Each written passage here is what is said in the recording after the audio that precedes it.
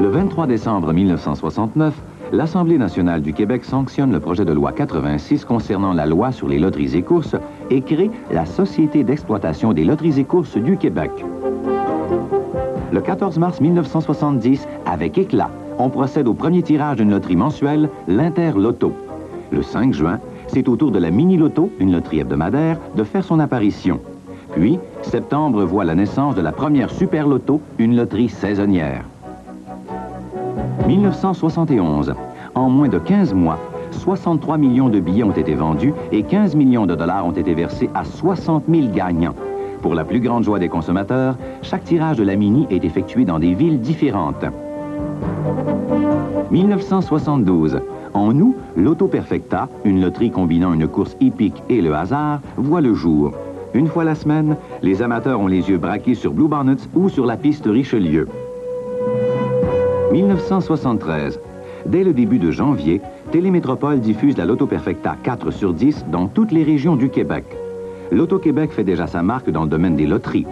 Pour souligner cette percée, l'Association internationale des loteries d'État se réunit à Montréal et à Québec pour son 10e congrès. 225 délégués de 43 pays nous visitent. 1974. La loterie olympique voit le jour et l'Auto-Québec connaît pour la première fois une concurrence. La société poursuit son expansion et s'installe dans de vastes locaux au 2000 rue Berry à Montréal. 1975. L'Auto-Québec verse plus de 600 000 $ sous forme de bourse à l'industrie chevaline et contribue à la formation du circuit junior hippique l'Auto Perfecta. L'Auto Perfecta devient cette année la Perfecta 636. On introduit les catégories 6 sur 6, 5 sur 6 plus, 5 sur 6 et 4 sur 6, ainsi que le numéro complémentaire. Pour sa part, la Super Loto passe à 5 $ et offre un gros lot de 500 000 $. 1976. Pour la première fois cette année, l'Auto-Québec offre un gros lot de 1 million de dollars à un gagnant de la Super Loto. C'est le premier d'une chaîne de millionnaires qui continue toujours. 1977. Suite à la nomination de Maître Jean-Marc Lafaille à la présidence, l'Auto-Québec se modernise, améliore son réseau de distribution, se dote de méthodes de mise en marché et procède à l'installation de nouveaux terminaux. En juin, pour financer les fêtes de la Saint-Jean, on lance la Loterie des Québécois, premier jeu instantané mis en marché par la société. 1978. L'Auto-Québec crée un système d'abonnement, l'automatique, qui permet aux associations sans but lucratif de s'impliquer et de tirer profit pour s'autofinancer.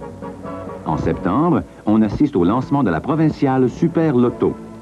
Le nouveau système de terminaux permet maintenant de relier les points de vente disséminés à travers le Québec. Ce nouveau système valide et inscrit automatiquement les mises du 636. 1979. Fin janvier, pour la première fois, les 10 provinces participent au tirage du provincial Super Loto. Le 10 septembre, la quotidienne voit le jour. Les Québécois sont enthousiastes. 12 jours plus tard, on dépasse déjà le cap du million de dollars en lot remis aux gagnants. 1980. La Super se dissocie du provincial afin d'occuper la place laissée vacante par la disparition de l'Auto-Canada. Provincial offre maintenant 2 gros lots d'1 million et 18 de 100 000 $. La fréquence des tirages de l'Interloto est modifiée. Dorénavant, elle sera bimensuelle. 1981. En un an, l'Interloto a doublé son chiffre de vente. Au début de janvier, Provincial devient un jeu hebdomadaire.